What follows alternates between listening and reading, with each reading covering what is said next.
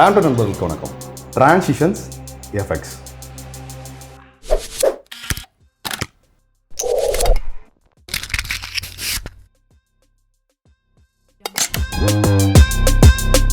இப்போ ஏ அப்படிங்கிற கிளிப்புக்கும் பி அப்படிங்கிற கிளிப்புக்கும் நடுவில் இந்த டிரான்சிஷன் அப்ளை பண்ணும்போது இந்த ஏலிருந்து பிக்கு ஸ்மூத்தாக சேஞ்ச் ஓவர் ஆகிறது அப்படிங்கிறது தான் டிரான்சிஷன். கட் அப்படிங்கிறது பேசிக். ஏலிருந்து பி எந்த டிரான்சிஷன் அப்ளை பண்ணாத கட்டும் ஒரு டிரான்சிஷன் தான்.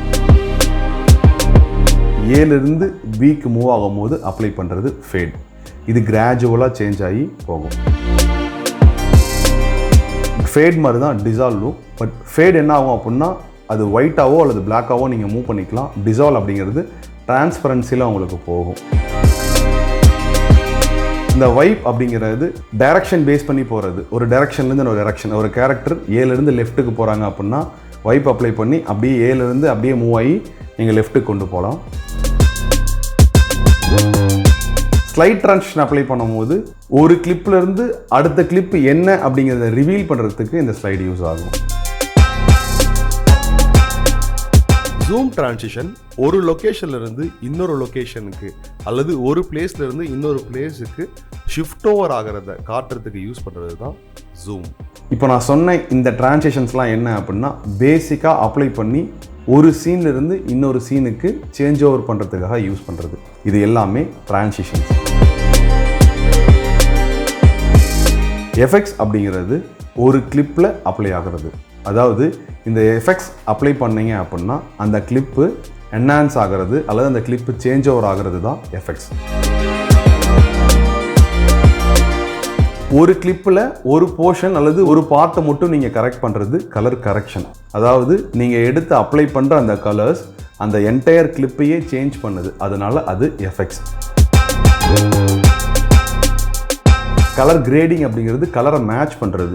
ஏபி ரெண்டு கிளிப் இருக்குது அப்படின்னா இந்த கலருக்கும் அந்த கலருக்குமான கலர்ஸை மேட்ச் பண்ணுறது அப்படிங்கிறது colour grading. Blur and focus அப்படிங்கிறது எஃபெக்ட்ஸ். இப்போது கேமராவில் டீஃபோக்கஸ்ன்னு சொல்லுவாங்க. அதாவது ஃபோக்கஸ்லேருந்து டீஃபோக்கஸ் அல்லது டீஃபோக்கஸ்லேருந்து ஃபோக்கஸ்ன்னு சொல்லுவாங்க. இந்த விஷயங்களை நீங்கள் எஃபெக்ட்ஸ் மூலமாக பிளருங்கிற எஃபெக்ட் மூலமாக நீங்கள் என்ன பண்ணலாம் அப்படின்னா கீ ஃப்ரேம் யூஸ் பண்ணி உங்களால் டீஃபோக்கஸ்லேருந்து ஃபோக்கஸ் பண்ண முடியும். அதுக்கு யூஸ் பண்ணுறது எஃபெக்ட்ஸ். டெக்ஸ்ட் அண்ட் டைட்டிலும் எஃபெக்ட் தான். உங்கள் கிளிப்போட ஒப்பாசிட்டி லெவலை குறைக்க அதோட விசிபிலிட்டி கம்மியாகிட்டு வரதும் எஃபெக்ட் தான். ஸோ இந்த விஷுவல் எஃபெக்ட்ஸ் அப்படிங்கிறது ஸ்மோக்காவோ ஃபயராவோ வேறு எலமெண்ட்ஸாவோ நீங்கள் கொண்டு வந்து அந்த கிளிப்பில் அப்ளை பண்ணும்போது அந்த கிளிப்பு சேஞ்ச் ஓவர் ஆகிறதுனால அதுவும் எஃபெக்ட் தான். ஆடியோ எஃபெக்ட்டுக்குள்ளே எப்படி வருது அப்படின்னா ஆடியோவோட வால்யூமை சேஞ்ச் பண்ணாலும் அது எஃபெக்ட் தான். ஆடியோவோட கெயினை சேஞ்ச் பண்ணாலும் அது எஃபெக்ட் தான். ஒரு கிளிப்பு அல்லது ஒரு ஆடியோ எதுக்குள்ளே நீங்கள் சேஞ்ச் பண்ணாலும் அதுக்குள்ளே நடக்கிற என்ஹான்சிங், அதுக்குள்ளே நடக்கிற சேஞ்சஸ் எல்லாமே எஃபெக்ட்டுக்குள்ளே வந்துடும். இது எஃபெக்ட்.